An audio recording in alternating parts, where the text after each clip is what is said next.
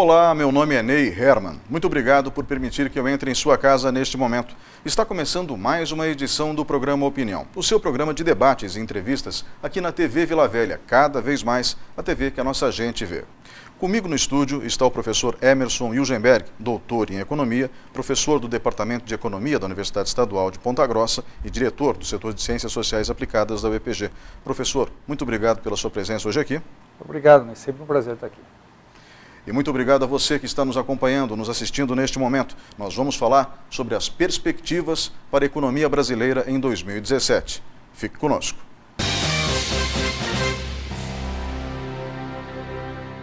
Programa Opinião. Apoio. Supermercados Tozeto, bem mais que um supermercado. Eletrocometa, qualidade e experiência. Juca Pneus, sempre ao seu lado.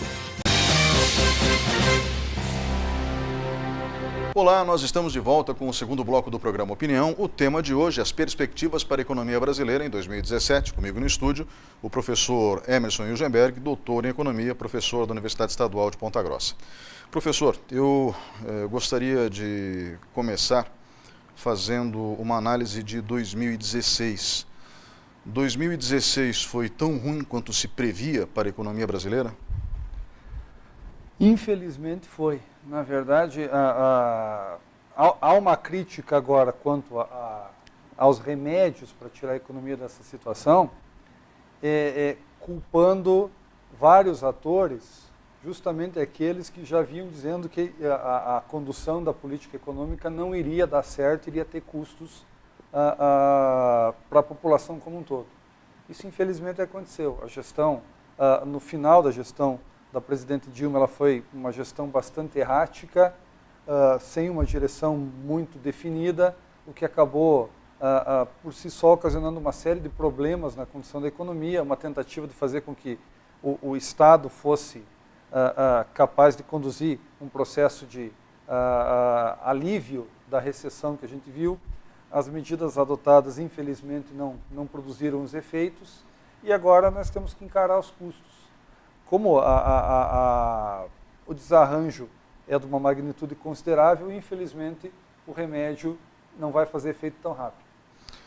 O cálculo era que nós tivéssemos ainda uma inflação alta nesse ano, em 2016, e infelizmente é óbvio que toda e qualquer medida que seja tomada vai levar algum tempo para surtir efeito. Ela não surte efeito do dia para a noite. Há quem responsabilize Michel Temer pelo número de desempregados que nós temos hoje no Brasil. Mas a verdade é que isso é reflexo de uma situação que foi criada lá atrás, não é mesmo? Situação, por exemplo, quanto a emprego, grandes mudanças não são observadas em 1, 2, 3 meses. Né? A variável emprego, ou a ocupação, para usar o termo mais técnico para isso, né? É uma variável que demora a responder. O desemprego, numa situação da economia em crise, ele tende a se agravar, mas num passo seguinte à piora de alguns indicadores na economia, até porque o empresário tende nunca é a primeira opção do empresário abrir mão de mão de obra, colocar gente na rua. Então, ele só faz isso quando não tem outra opção.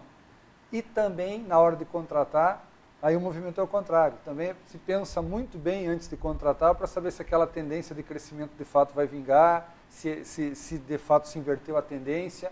Então, o emprego demora um pouco para responder tanto para o bem quanto para o mal. Então, por conta disso, quanto à questão do emprego, não dá para se dizer que a culpa do que acontece agora é deste governo. O que de fato o governo que assumiu depois da presidente Dilma tem tentado fazer é emitir sinais para a economia de que houve uma mudança de comportamento, adotando algumas medidas no sentido de tentar mostrar que o país conseguirá voltar a crescer. Mas isso também leva tempo. Nós vivemos numa espécie de bolha de desenvolvimento ou pseudo-desenvolvimento durante um bom período do governo Dilma Rousseff. Essa bolha estourou no fim de 2014, ou seja, no fim do primeiro mandato dela. Em 2015, ela praticamente não conseguiu governar. Em parte por incompetência na questão política. Ela não tinha habilidade política para governar. Michel Temer tem. Em relação à honestidade, eu acho que nem vale a pena entrar no mérito, porque praticamente todos os grandes partidos do Brasil e seus grandes nomes estão envolvidos em corrupção. Seja Fernando Henrique Cardoso, Luiz Inácio Lula da Silva, Aécio Neves, enfim, Renan Calheiros nem se fala, né? E, obviamente, dos 4 nomes mais complicados da política brasileira, que eram Dilma Rousseff na presidência, Renan Calheiros na presidência do Senado, e Eduardo Cunha e também Luiz Inácio Lula da Silva, pelo menos 2 já foram afastados da política. Faltam outros 2, incluindo o presidente Michel Temer. Só que eu não vejo, nesse momento, muita vontade do Poder Legislativo em tirar Michel Temer com receio de causar um estrago ainda maior na economia. Pelo menos ele não tem a preocupação de se reeleger. Nesse caso, pelo menos essa é a leitura que a gente faz do quadro político nesse momento. E nesse caso, ele vem implementando medidas que não são populares, como a questão da PEC 241. O senhor acredita que a PEC do teto dos gastos públicos, ela se faz necessária nesse momento para impor um limite de gastos, seja quem for? Ou seja, em 2018 muda o presidente da República. Veja, há uma agenda e aí há um paradoxo. Ao mesmo tempo que Michel Temer foi guindado à condição de presidente, estabeleceu um arranjo que afastou o presidente Dilma e o colocou lá, existe um paradoxo que é o seguinte: ao mesmo tempo que ele não tem um mandato popular, porque ele não foi eleito para ser presidente da República, foi o vice da presidente, né? Não tem um mandato e com um programa que não era o que está sendo implementado, ele não teria então legitimidade para executar as mudanças bruscas que estão sendo propostas. De outro lado, se ele não tivesse o compromisso de fazê-las, também não seria colocado lá. Então essa é a grande dificuldade. O que talvez ajude nesse sentido dessas mudanças que são amargas, do ponto de vista político e do ponto de vista dele, é que como não há esse compromisso da reeleição, também é conveniente a outros partidos que vêm disputar a eleição que algumas medidas mais duras sejam tomadas agora, porque não tem a pretensão ou não tem o compromisso de se reeleger. Quais são essas medidas duras? Então, do ponto de vista fiscal, estamos falando da PEC, né? A PEC estabelecendo aquele limite para o gasto, para a elevação do gasto real, fazendo com que haja algum superávit a ser destinado ao pagamento da dívida. Um pouco antes de iniciarmos o programa, o senhor falou, por exemplo, que a PEC ela não congela tudo por 20 anos, ela congela os valores de 2016 e atualiza esses valores conforme a inflação. Eu gostaria que o senhor explicasse isso de uma forma didática. E também o senhor me disse, antes de iniciarmos o programa, que o nosso déficit anual ele só vai ser zerado se tudo der certo em 2020. É isso? Então, vamos lá. O que a PEC coloca? Então, primeiro se fala assim popularmente, não, é uma PEC que congela os gastos por 20 anos. Eu prefiro pensar assim, é uma PEC que congela o gasto real por 10 mais 10 anos. Então vamos entender isso. Que é o texto legal. É o que está escrito lá. Então, o que é congelar o gasto real? É reajustar o gasto simplesmente pela inflação. Então, essa é a primeira situação. Quer dizer, então, à medida que a inflação foi aumentando, o gasto do ano anterior vai ser adicionado ao IPCA, que é a taxa de inflação, e vai passar a ser o valor do ano seguinte. Ela é um teto, mas é um teto global por poder. Então, o Executivo tem um teto, o Legislativo tem um teto, o Judiciário tem um teto, o Ministério Público da União tem um teto, a Defensoria Pública da União tem o seu teto. Significa dizer que nós estamos estabelecendo valores máximos, por exemplo, para se gastar em educação. O que está escrito no texto da lei é que eu tenho a obrigação de estabelecer um gasto mínimo, mas isso não é máximo. Como o Executivo tem um teto, se ele quiser gastar mais em educação, vai ter que tirar de outro lugar do seu orçamento. Então, essa é a lógica para todos os poderes. Se o poder judiciário, por exemplo, quiser dar um aumento, uma modificação, né, para o seu poder, né, vai ter que tirar isso de algum lugar do seu orçamento. Então, aquele orçamento global vai crescer pelo teto. E por que é 10 mais 10? Porque a partir do 11º ano, o presidente ou a presidente da República que lá estiver vai poder propor por seu mandato a mudança, não passará a ser mais a correção necessariamente pelo IPCA. Pode ser pelo crescimento do PIB, por alguma outra variável qualquer, né, que venha a ser pensada na época, e vai poder ser modificado. Essa é uma medida das medidas amargas. Outra medida amarga que está na agenda deste governo, na sequência, vai ser a questão previdenciária. Então ainda ninguém sabe muito bem como isso vai dar, o que vai acontecer. E por que a questão previdenciária?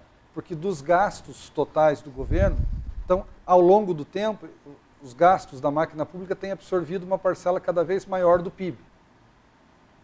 E deste crescimento, o crescimento maior, de 97 até 2015, a despesa pública com custeio, com salários, com aposentadorias, já aumentou cerca de 8% em termos de PIB.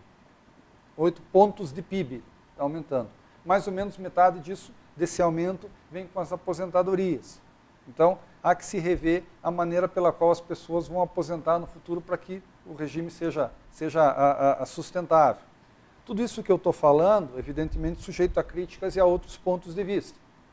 A questão da PEC, por exemplo, um dos argumentos não, congelam-se os gastos primários, que são as despesas que não envolvem juros, preservam-se a possibilidade de se gastar com juros e, por consequência, aquelas pessoas, né, e agentes econômicos que têm dinheiro, os rentistas, serão beneficiados. Esta é uma crítica. Outra crítica que se coloca quanto à questão previdenciária. Não, a Previdência tem problemas e é deficitária porque os recursos que deveriam ir para lá da arrecadação pública são desviados para custeio. Então, por isso a Previdência seria deficitária. Então, há um debate e as questões elas são realmente bastante importantes, mas estão aí no horizonte. Uma terceira situação, tem ficado cada vez mais claro por esses dias, que isso já era uma sinalização bastante forte quando os governos estaduais conseguiram negociar uma dilação de prazo, um prazo maior e uma nova maneira de pagarem as dívidas que tinham junto à União.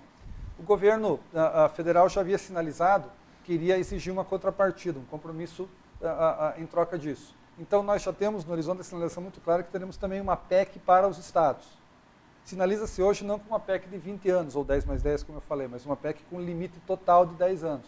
Mas isso já aparecerá no horizonte com os mesmos impactos que vamos ter no nível da União para estados e, consequentemente, municípios. São todas mudanças amargas e complicadas de se fazer. E o paradoxo é aquele que eu lhe falei, né? Quer dizer, um governo que não tem, de um lado, a legitimidade para colocar essas mudanças e, por outro lado, existe a pressão para que ele as faça. Uma pressão que vem basicamente do setor produtivo, que é quem paga a conta, né? Porque as pessoas não lembram, mas, enfim, o governo só fabrica o dinheiro, só imprime o papel moeda. Quem gera a riqueza, que é representada pelo papel moeda, é o setor produtivo, que paga os impostos, o grande volume de impostos, ou seja, a maior parte, a maior fatia do dinheiro que alimenta a máquina da União, dos estados e dos municípios. Pelo menos é assim que eu percebo. Por que teve uma queda de arrecadação? Porque teve uma queda na atividade econômica. Basicamente uma queda no investimento. Também. Esse é outro nó, né? Quer dizer, num cenário como esse que a gente está falando, né, há aqueles que defendam, não, é justamente agora que caberia à União gastar mais para fazer com que a economia fosse reativada. Na medida que você não tem investimento privado, entraria o investimento público para realizar essa tarefa. O problema é que isso, de certa maneira, já foi feito à exaustão, sem, infelizmente, provocar os resultados necessários. O fato do governo ter trabalhado com linhas de crédito do BNDES diferenciadas, ter colocado o BNDES para incentivar campeões nacionais, ter aumentado a participação dos bancos públicos na concessão de crédito, enquanto os bancos privados saíram do mercado, todas essas medidas, com renúncias fiscais, IPI, para linha branca, para automóveis, essas medidas não têm uma duração muito grande, né? Nós já comentamos isso aqui em outras oportunidades. As pessoas podem eventualmente se sentir tentadas e acharem que é uma oportunidade, no caso do IPI lá da linha branca, trocar de geladeira, mas elas vão fazer isso todo ano. Então, essas medidas têm uma vida útil. Nesse interim, não se conseguiu fazer com que o investimento privado voltasse, mesmo com esse incentivo, porque a percepção do setor privado é que um governo já endividado, com uma condução de política econômica errática, que podia mudar as regras do jogo de uma hora para outra. Vimos isso quando foram atraídas empresas para fabricar aparelhos celulares aqui com uma regra do jogo, depois o investimento foi feito, mudou-se a regra. Então, não houve a capacidade de fazer com que o investimento, por exemplo, industrial, voltasse a crescer. Como o governo tem recursos limitados, como a saída pelo consumo tem uma vida útil limitada, a nossa válvula de escape ou seria a exportação ou seria a retomada do investimento interno. E essas coisas não aconteceram na intensidade que era esperada. Por conta disso, estamos enfrentando essa crise em 2016 e ainda vamos enfrentá-la em 2017. Talvez com intensidade menor, mas ainda iremos enfrentar. Ok. Nós fizemos uma análise do que aconteceu, do que está acontecendo nesse momento. Vamos fazer algumas projeções para 2017. Então, fechando 2016, qual é a expectativa de inflação agora para os 12 meses de 2016? Alguma coisa em torno de 6% e 7%. Ou seja, menos de 10% que foi no ano passado. Não, nós já tivemos, de fato, uma desinflação. A ideia é que nós continuemos caminhando nesse sentido, mas ainda uma inflação acima da meta.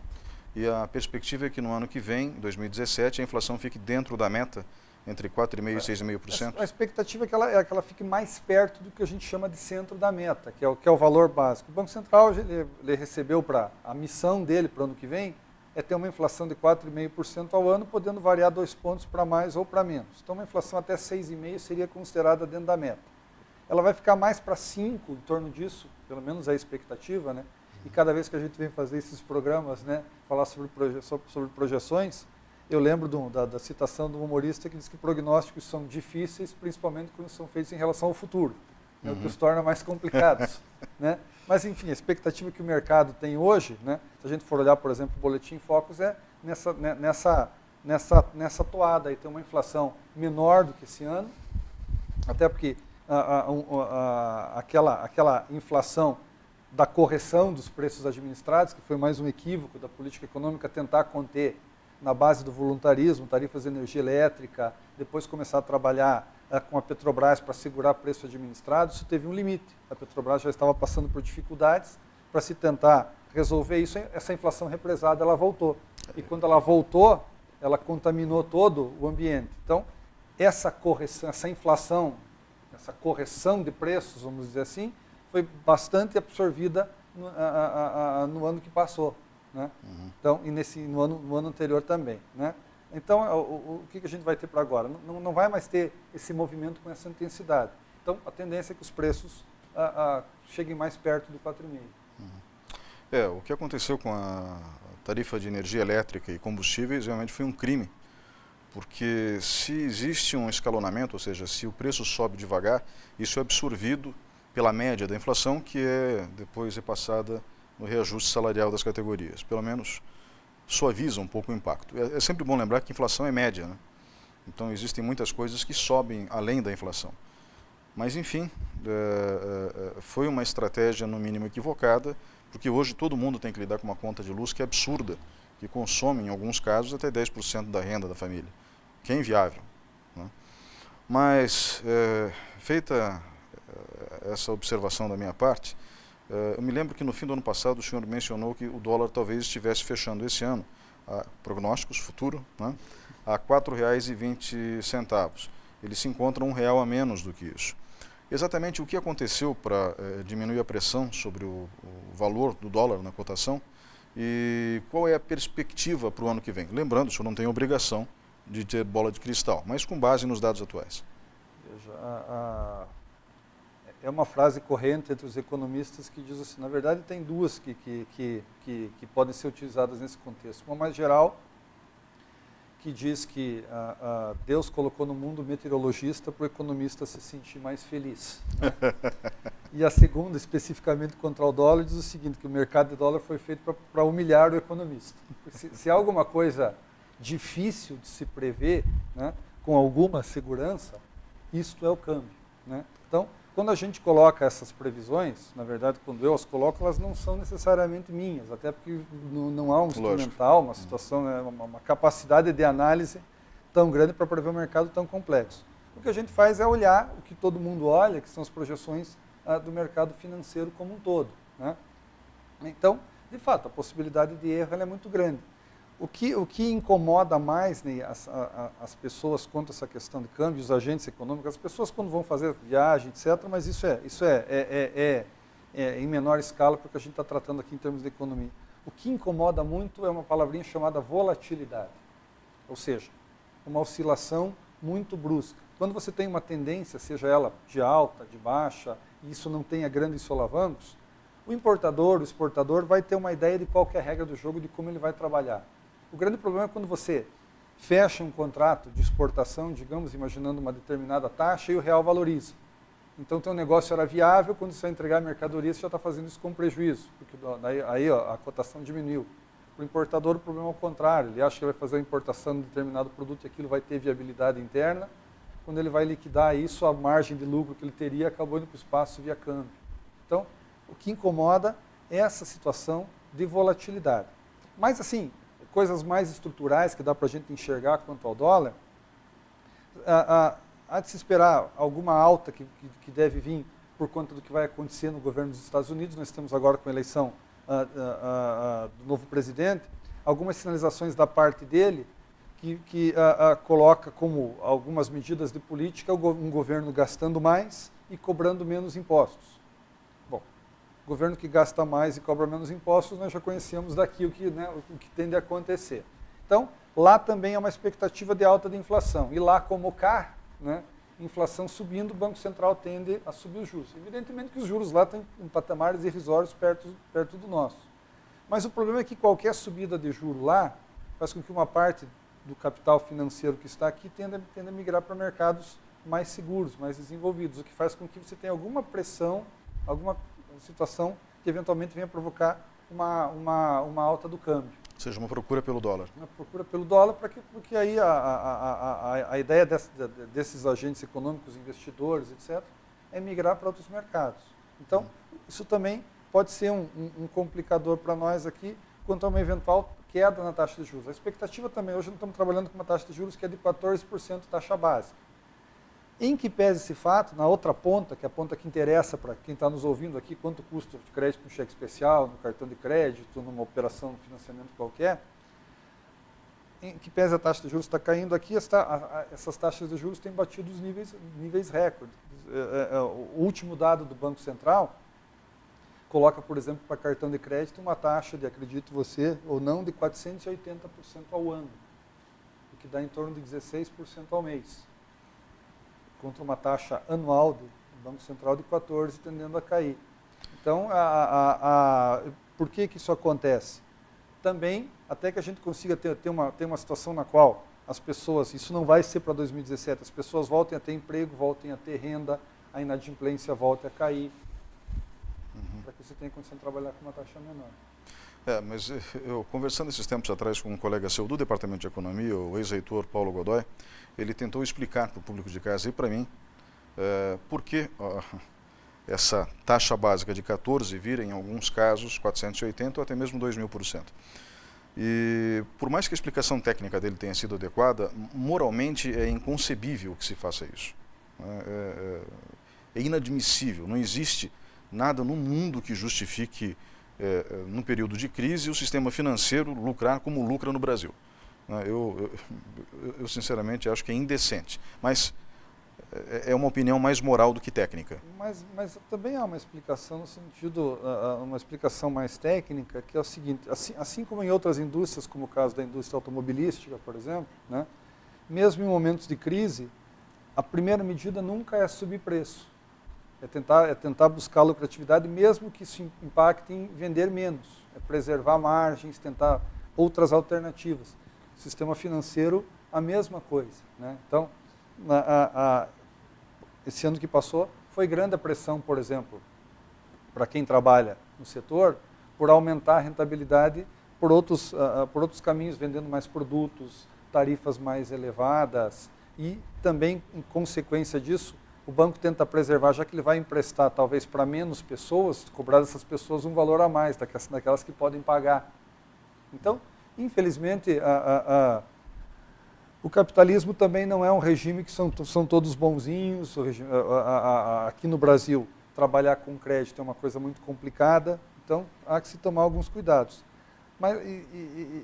Mas volto a dizer, a pergunta sempre passa a ser essa. Então, o que fazer para que a gente tenha condições mais civilizadas de crédito, condições de taxas de juros mais civilizadas, uma economia que volte a crescer? Não existe solução mágica e rápida, infelizmente. Nós temos, como país, pagar aquilo que devemos, é um fato, né? Dessa forma, damos como país o exemplo e seguimos como cidadãos, né? Aliás, o cidadão já faz isso, né? Diga-se de passagem, pelo menos, por incrível que pareça, os mais pobres, o grau de inadimplência em grande volume ocorre em camadas mais elevadas da sociedade, principalmente em alguns nichos empresariais, mas essa já é uma outra história. Vamos para o intervalo comercial e voltamos em instantes com o programa Opinião. Por favor, fique conosco.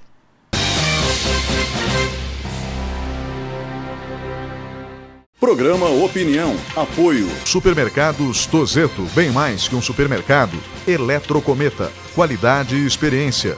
Juca Pneus, sempre ao seu lado.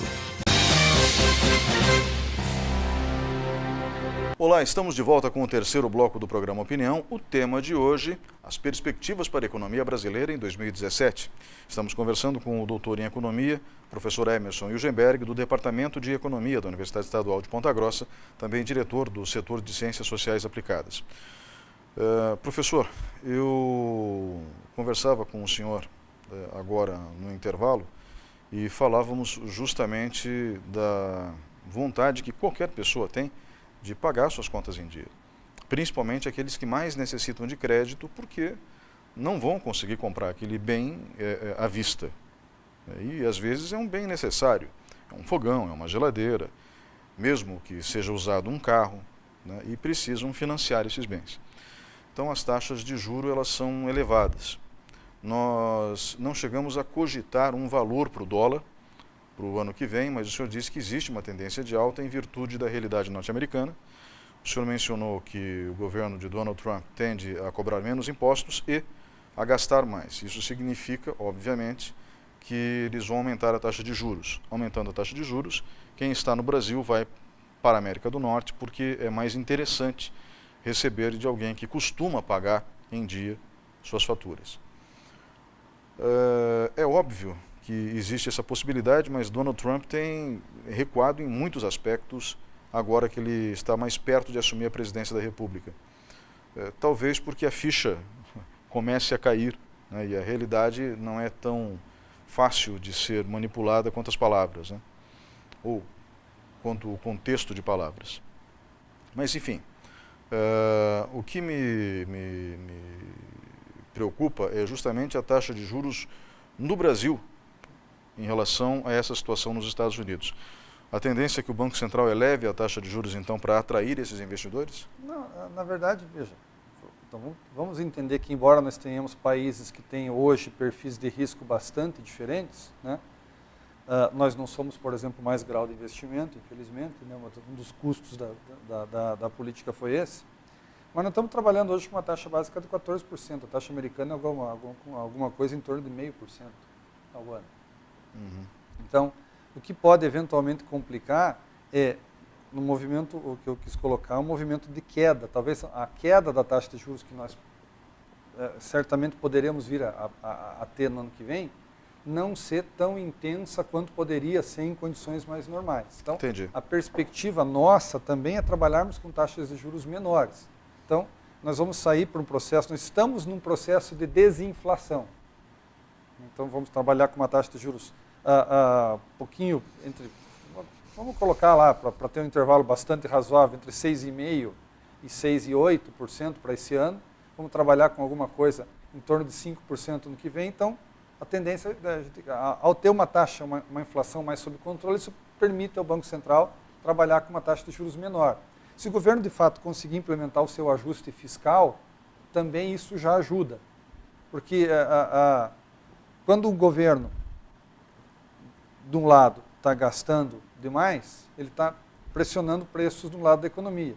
E isso torna a tarefa do Banco Central de conter preços mais complicada. É como se uma mão não trabalhasse em conjunto com a outra mão. Então, se o governo conseguir, de fato, implementar o ajuste fiscal que pretende, isso conseguiria ajudar o Banco Central também a trabalhar com taxas de juros menores. Uhum, eu entendo. Bom, então, feito esse esclarecimento, nós não necessariamente vamos ter uma taxa de juros maior no ano que vem.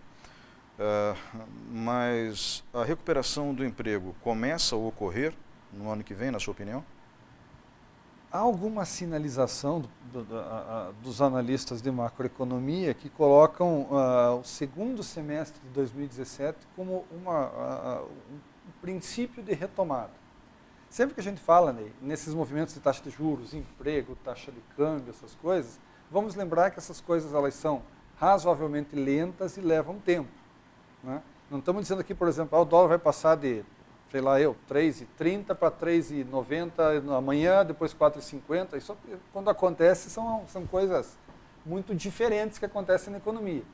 Inflação aumentar muito rapidamente, isso já de fato já aconteceu no país, mas nós tínhamos uma situação macroeconômica completamente diversa do que temos hoje. Verdade. Emprego aumentar ou diminuir, de fato, o emprego veio numa tendência de queda, mas foi uma tendência que se consolidou ao longo do tempo, não veio toda de uma vez. Inclusive, quando a macroeconomia passou a ser conduzida de uma maneira mais complicada quanto ao gasto público, muita gente já advertia para isso, olha, a conta vai chegar, ela não vem agora, mas ela vai aparecer.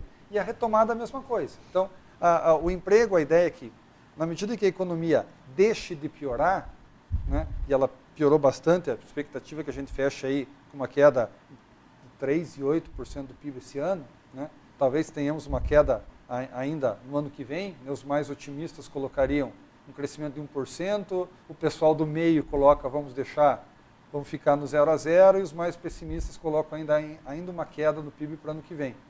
Também são variáveis difíceis de prever. Tudo vai depender de como o investimento na produção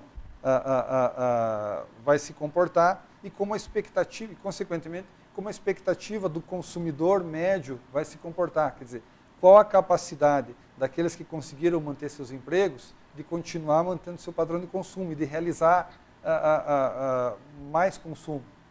Quando a situação é uma situação de crise, tanto o empresário quanto as empresas, quanto as famílias retraem seu consumo. É uma situação complicada. Mudar essa expectativa é o grande desafio. E como fazer isso é a tarefa desse governo. Quer dizer, mostrar que agora há um novo caminho e há uma nova perspectiva. Se o governo que aqui está, né, for capaz de fazer isso, de dar esses sinais, aí vamos imaginar que ao longo de 2017 o investimento tenda a se recuperar e, consequentemente, aí para frente, emprego e renda possam voltar a crescer. Nós falamos então de variáveis que, como o senhor mesmo disse, demoram a ser percebidas pela população. As tendências se apresentam, mas são tendências, são mais vontades, às vezes, dos administradores públicos do que necessariamente um quadro de realidade. Eu gostaria que o senhor nos dissesse o que precisa ser feito, de acordo com os economistas, ou pelo menos com a visão geral, para que essa realidade de recuperação da economia se mantenha. Aquilo que já vem sendo feito, ou seja, nós estamos no caminho correto em relação às medidas? O que tem se tentado fazer nessa direção, nós temos alguns movimentos importantes. Por exemplo, se percebe uma mudança de governança, por exemplo, na Petrobras. Ou seja, a maneira pela qual a companhia vem sendo gerida é um indicador de mudança de comportamento. Nós precisamos que isso se propague para outras empresas, para fundos de pensão, desses grandes fundos de pensão, porque são eles também que atuam no seu processo de investimento, investindo muitas vezes na produção. Isso é uma situação. Temos a sinalização de um processo de concessão mais amplo, na medida em que, infelizmente, aí não, de novo, não é uma questão ideológica, é uma questão prática, o Estado não tem a condição de investir aquilo que precisava, tentar dinamizar isso via concessões. Isso é um outro lado. A questão do reequilíbrio fiscal passa a ser um indicador, porque se o governo tende a gastar mais do que dispõe, se a dívida vai aumentando, esse investimento que a gente fala capaz de dinamizar a economia não é um investimento de pequena monta, é um investimento de grande monta. Isso é feito olhando para horizontes de tempo mais longos. Se eu olho no horizonte um governo que tem uma dívida que está se tornando muito elevada, eu começo a perceber algumas coisas. Bom, vai haver o risco dessa dívida não ser honrada, ou vai haver o risco da taxa de juros lá para frente ter que ser maior, ou vai haver um risco de eu ter que sair dessa dívida de uma maneira não institucional, uma situação de instabilidade, ou vai haver o risco do governo ter que monetizar a dívida. O que é isso? A partir do instante que eu não tenho recurso para pagar, eu simplesmente fabrico dinheiro para pagar. Esse dinheiro vai parar na economia, causando alta de preços. Então, se eu sinalizo a possibilidade de eu ter um governo com contas mais equilibradas, um governo que está preocupado com essas outras questões que a gente mencionou aqui, pode ser um indicativo que venha, e se eu conseguir convencer o empresariado de que isso é uma tendência de médio e longo prazo, o investimento pode ser retomado. O problema é assim, nós vamos passar, nós estamos saindo de uma fase de contenção de danos para tentar implementar algumas medidas e logo nós já vamos entrar num calendário para a eleição. E aí nós vamos ter que ter alguma clareza também quando isso quer dizer, quais são os candidatos, quais são as propostas a serem colocadas, de aprofundamento desse modelo que aí está, de ajustes, ou uma proposta alternativa em que termos. Então a situação ela é justamente complexa por conta disso. Então ainda vamos passar alguns anos sofrendo dificuldades. Mesmo há projeções de algumas consultorias que colocam, mesmo com a PEC aprovada, com todo o ajuste fiscal que se pretende, o governo ainda vai passar por situações de déficit que vão alcançar até o ano de 2020. Então a saída ela é bastante lenta. E como os resultados tendem a não aparecer de maneira muito rápida, as cobranças políticas passam a acontecer. Mas nós estamos fazendo todo esse sacrifício e vejo que as coisas não melhoraram, que a expectativa das pessoas, da sociedade, é que houvesse uma revolução. Tiramos uma pessoa aqui, colocamos outra, então agora as coisas irão mudar rapidamente. Infelizmente não vai ser assim, né? E como vai demorar para mudar, nós temos que entender uma coisa que ainda vai aparecer no horizonte mais para frente, quer dizer, que quais são as propostas, aí sim, para uma eleição para presidente daqui a algum tempo. O Brasil foi rebaixado por 3 agências de classificação de risco. O senhor comentou comigo que, ao ser rebaixado, demora-se muito tempo para recuperar o grau de investimento, ou seja, ser considerado um local apropriado para investimentos. Por enquanto, nós não somos. Voltaremos a ter essa nota num intervalo curto de tempo, 2, 3 anos, ou isso pode levar mais tempo ainda? O que há 2017 não vai acontecer, né? O que há de relevante para isso, para as pessoas entenderem, né? Numa situação na qual, eventualmente, eu possa precisar de dinheiro que vem de fora para movimentar a economia, esse dinheiro vem aqui buscando, evidente, alguma segurança. O capital financeiro, mais ainda. Existem muitos fundos de investimento lá de fora, de grande capital, que só investem em países que são graus de investimento, por política institucional. Então, a partir do instante que o Brasil perdeu, o gestor daquele fundo é obrigado a encerrar suas posições aqui, vender o que tem em termos de ativo financeiro e procurar outro lugar. Isso já aconteceu. Isso já aconteceu, né? Há uma outra situação. Na medida que a percepção do risco lá fora é maior, exige-se uma remuneração maior também. Isso vai para o país e vai para grandes empresas que se financiam lá fora. Porque existe essa nota é dada, no caso que a gente fala do risco do país, é porque a gente chama lá de maneira mais técnica de dívida soberana do país. O que é isso? É a dívida que o governo emite lá fora. É uma dívida do governo.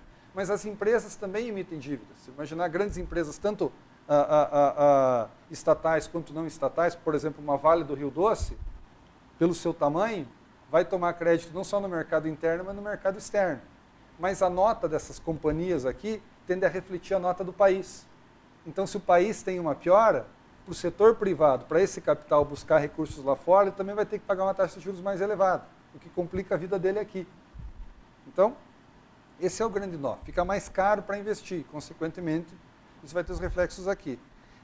Quando se muda a nota, essa nota ela tem a ver com variáveis que são estruturais, com variáveis que são políticas. Então, tudo isso é levado em consideração.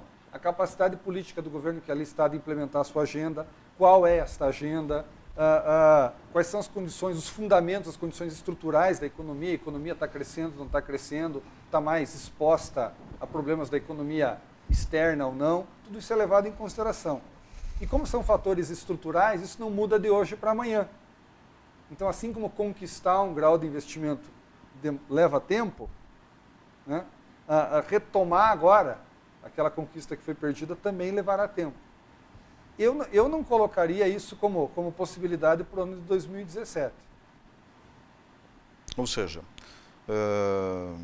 quanto tempo mais ou menos se tudo transcorrer normalmente? Depois de 2020? Vamos pensar para 2018 em diante alguma melhor. Porque também se você pode... Porque cada notinha que tem ali nas letrinhas do conceito, as agências costumam trabalhar com 9 níveis assim. Então você tem lá, tem o B, tem o B-, o B, o B+, o BB-, o BB e o BB+.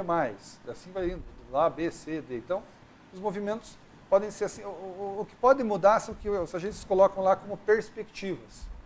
Ou seja, sua nota é essa e eu divulgo junto com a nota a perspectiva. A perspectiva pode ser estável, pode ser uma perspectiva de melhora ou piora nessa nota.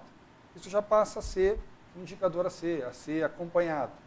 E a coisa vai evoluir ao longo de 2017. Por enquanto, a nossa avaliação por essas agências ainda é negativa. Vamos entender o negativo também, né? Existem lá, as notas maiores são chamadas grau de investimento, a outra nota chama-se grau especulativo. Desse grau especulativo tem toda uma gradação. Então, nós fomos rebaixados, nós estamos lá no segundo grau especulativo. A gente subiu mais um nível, nós estamos ainda no grau especulativo, subir mais um, nós estamos no grau de investimento, mas ainda no patamar inferior. Quer dizer que o Brasil quebrou, por exemplo? Não, o Brasil não quebrou. Quando você quebra, você tem uma nota lá que vai para a letra D, lá do final da fila, que é quem já não está mais pagando em dia. O que está se sinalizando é que as condições do país impõem a ele uma dificuldade maior em quitar seus compromissos. Ele ainda não deixou de pagar, né? Tudo indica que pagará, mas pagará com maior grau de dificuldade. E à medida que isso vai piorando, evidentemente a nota vai piorando. Quando Lula teve o seu, como é que eu posso dizer, convite para ir à Polícia Federal, né? Não foi bem isso que aconteceu, mas enfim, os mercados, de uma forma geral, reagiram de maneira muito positiva. E a verdade é que uma fatia considerável do mercado considera que ele pode se reeleger em 2018 e considera isso, essa fatia do mercado, um perigo para as medidas que estão sendo tomadas agora. Vale lembrar, no entanto, que Luiz Inácio Lula da Silva manteve a política de Fernando Henrique Cardoso logo depois que ele venceu a primeira eleição, né? E depois, no segundo mandato, nos 2 primeiros anos também. Mas a gente não sabe o que vai ocorrer. Se ele acabasse preso, ou seja, esse cenário político gerado pela Lava Jato, eu acho que a Lava Jato tem que continuar, obviamente, mas esse cenário político interfere na avaliação dessas agências de classificação de risco e na visão dos empresários, principalmente aqueles que vão realizar investimentos? Veja, nós temos aí também coisas importantes no horizonte, né? Temos agora, em fase finalíssima, a delação que vai acontecer da Odebrecht. E certamente, né, as notícias nos dão conta que são mais de 200 políticos e quero crer que não vão ser todos eles concentrados em um único partido. Então, há esse desdobramento. A questão do ex-presidente, nós temos também 2 possibilidades. Ele, conseguindo se manter uma pessoa elegível, um candidato vai ser colocado, e um candidato forte, porque as pessoas vão ter a imagem justamente daquela fase de bonança que aconteceu basicamente no seu primeiro mandato. Lá, quando ele foi eleito, ele colocou um pouquinho antes da eleição, na sua primeira eleição, uma coisa que foi conhecida como carta aos brasileiros. Foi uma espécie de carta compromisso que ele não mudaria boa parte daquilo que era o temor na época. Como ele era um candidato à esquerda, havia o temor, o que vai ser feito com a dívida pública, por exemplo? Ele vai deixar de pagar, não vai pagar? Tanto que nós tivemos aquele movimento do dólar indo a R$4 naquela época, e depois, muito rapidamente, diminuindo a cotação na medida que se entendeu que ele não faria nada muito heterodoxo. Uhum. Então, ele conseguiu dar alguma satisfação à militância, dar alguma satisfação ao mercado, e como ele é hábil politicamente, naquela época tinha um cacife muito maior, conseguiu conduzir a economia sem grandes percalços.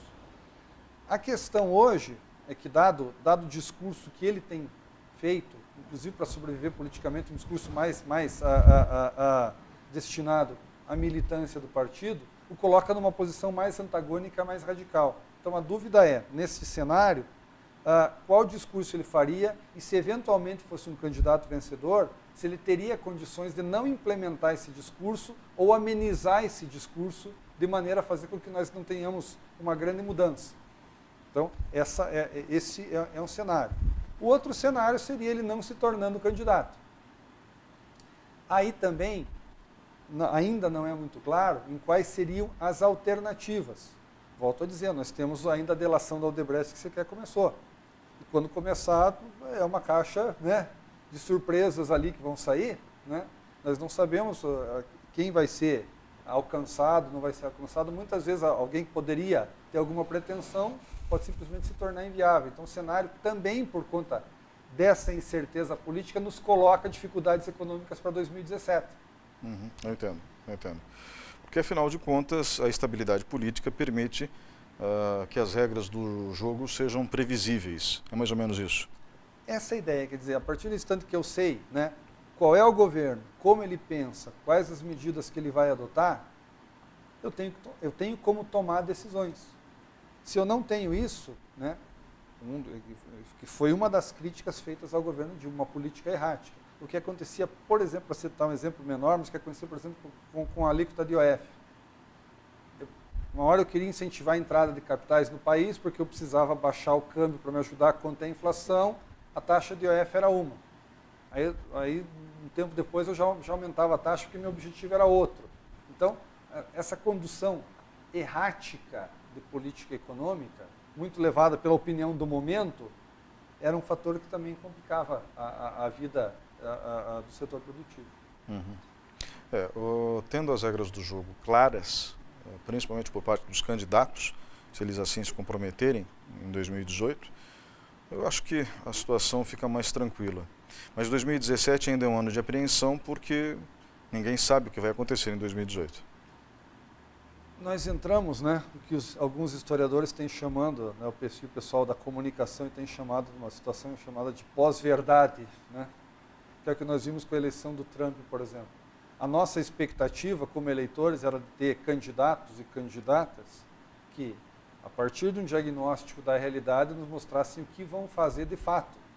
Então, a eleição, a moda antiga, ou pelo menos convencional, era uma eleição na qual o candidato teria esse tipo de comportamento.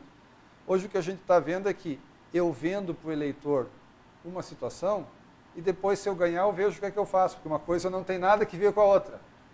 Só na cabeça deles, né? Então, aí é o caso que a eleição americana mostrou. Agora nós queremos saber, estamos todos ansiosos por saber o que de fato era um discurso para ganhar a eleição e o que de fato vai ser a praxis política em termos de administração. Até onde o presidente pode chegar com as ideias que tem e quais os impactos disso, se é que ele vai implementar essas ideias e qual vai ser a extensão na qual ele vai implementar essas ideias. Professor, obrigado pela participação nesse bloco. Nós vamos para um breve intervalo e voltamos em instantes.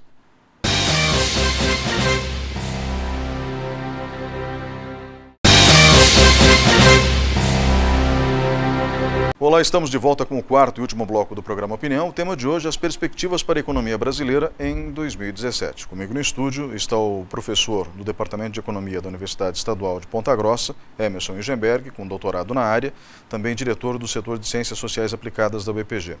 Professor, antes de mais nada, muito obrigado pela sua participação hoje no programa Opinião. E eu gostaria que o senhor desse orientações para as pessoas que estão em casa sobre o que fazer com as suas finanças domésticas em 2017. Ou seja, como a pessoa comum, aí eu não falo do grande investidor, porque ele já tem toda a assessoria necessária, deve se comportar em relação ao país e ao que está acontecendo com o país em 2017. Qual seria a melhor orientação nesse momento? Veja, nós temos uma situação conjuntural hoje em que as taxas de mercado, nas linhas que a gente conhece, cheque especial, cartão de crédito, estão sendo literalmente as mais altas da história. Então, a gente que acompanha isso no dia a dia, o cheque especial é um caso. Desde que o Banco Central começou a levantar a série histórica de qual era a média do cheque especial, ele nunca esteve num nível tão alto. Então, o cuidado passa a ser assim, muito cuidado para tomar crédito, muito cuidado com as contas em casa, para que não seja necessário tomar esse crédito mais caro. Então, crédito por si só não é um problema. O problema é que no Brasil, como nós temos uma taxa de juros que não é civilizada, a taxa básica já é uma taxa de juros que vai para 6, 7% real, ou seja, acima da inflação, que é a taxa lá embaixo, a taxa que chega para nós aqui é muito mais elevada que isso. Então, cuidado quanto a isso. Por outro lado, como nem tudo é 100% bom, nem tudo é 100% ruim, aquela pequena poupança que puder ser eventualmente feita vai se beneficiar também dessa alta de taxa de juros. Essa taxa de juros real ainda tende a ser uma alternativa bastante interessante. Então, os cuidados são os de sempre. Trabalhar, aproveitar, por exemplo, as pessoas ao final de ano costumam fazer as famosas resoluções e mudanças, né, do que pretendem fazer para o próximo ano. Aproveitar, por exemplo, uma possibilidade de aproveitar, agora muitas pessoas estão recebendo 13º, aproveitar para quitar as dívidas mais caras, tende a não ser a parte mais agradável, o agradável sempre é gastar isso com presente de Natal, com uma viagem, etc. Mas imaginar que nós vamos passar por uma conjuntura ainda de taxas de juros e da economia que não vai crescer como a gente imaginava em 2017. Isso ainda vai demorar algum tempo. Então, tendo esse universo que não vai ser tão ruim como em 2016, tentar zerar essas dívidas de custo mais alto, tentar estabelecer situações nas quais não precise usar créditos, tentar estabelecer um planejamento para conseguir suportar esse ano. Então, dado tudo o que a gente falou, a frase talvez assim, bem-vindo a 2018, porque 2017 nós vamos ter que continuar remando também, tendo esse cuidado com o crédito. Ou seja, o que aconteceu em 2016 se aplica agora a 2017. Felizmente a economia não vai estar numa situação tão ruim, mas ainda um crescimento vigoroso, como a gente viu nos anos anteriores, onde como a economia estava crescendo a taxas razoáveis, até boas, você tinha aumento de emprego, aumento de renda, possibilidades de manutenção do emprego e de aumento de renda por parte de assalariados, de profissionais liberais. Não é esse exatamente o quadro.